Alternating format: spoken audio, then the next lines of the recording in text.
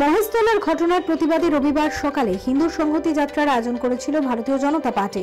এদিন সকালে প্রবল বর্ষণকে উপেক্ষা করে পদযাত্রায় সামিল অগণিত মানুষ।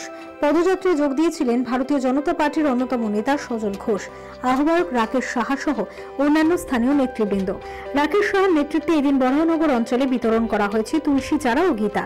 এদিন রাকেশ বাবু বলেন, মহেশতলা এলাকার সংখ্যালঘুরা যেভাবে পুলিশের উপর আক্রমণ করার পাশাপাশি মন্দিরের উপর আক্রমণ চালিয়েছে, সেটার প্রতিবাদে ও হিন্দুদের স্বার্থ রক্ষায় এই সংহতি মিছিলের আয়োজন করা হয়েছে। এদিন সেননগরে শুরু হয়ে শেষ হয় ডানলপ মোড়ে। রাকেশ এহেন উদ্যোগকে সাধুবাদ জানিয়েছেন উপস্থিত। তুলসী শুধু ঈশ্বরের পুজো হয় তাই দিয়ে বলে না, তুলসী ঔষধ।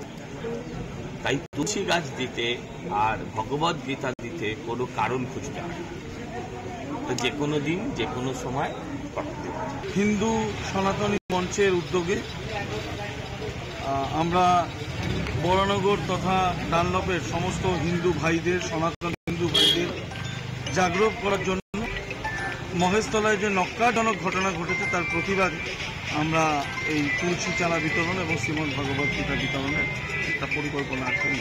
বার্তা এটাই দেওয়ার যে হিন্দুদের ঐক্যবদ্ধ হতে হবে, কেননা যে নক্কারজনক ঘটনা আমরা দেখেছি মোথাবাড়িতে হয়েছে, মুর্শিদাবাদে হয়েছে, মহেশতলাতে হয়েছে, একটি বিশেষ সম্প্রদায়ের মানুষজনকে যেভাবে ফেলিসিটেট করা হচ্ছে, এর প্রতিবাদ সমস্ত হিন্দুদের, সমস্ত সনাতনী হিন্দুদের ঐক্যবদ্ধভাবে হিন্দু সনাতনী মঞ্চের সভাপতি শ্রী রাকেশ সাহার উদ্যোগে মহেশতলা, মালদা, মুর্শিদাবাদ সমস্ত জায়গায় যেভাবে হিন্দুদের ওপর আক্রমণ করা হচ্ছে দীর্ঘদিন ধরে, এবং যেটা কোনো এক বিশেষ রাজনৈতিক দল সমর্থিত, তার প্রতিবাদে এই হিন্দু ধর্ম রক্ষার স্বার্থে সনাতন ধর্মের প্রতি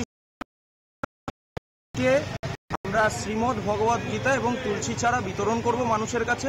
এবং তুলসী চারাটা মূলত যে কারণে বিতরণ করব, তার কারণ যেভাবে মহেশতলায় তুলসী মঞ্চ উপড়ে ফেলা হয়েছে, তুলসী মঞ্চ উপড়ে ফেলা হয়েছে, যে এই যে ঘটনাটা ঘটেছে এটা যার থেকে সূত্রপাত, একটা শিব মন্দিরের জমিতে অবৈধভাবে যেভাবে একটা অন্য ধর্মের মানুষ দোকান করেছিল, তাকে বারবার দোকানটা সরাতে বলা হয়েছিল, কিন্তু তারপর মন্দির কমিটির ট্রাস্টের পক্ষ থেকে সেই দোকানটা ভেঙে দেওয়া হয়েছে।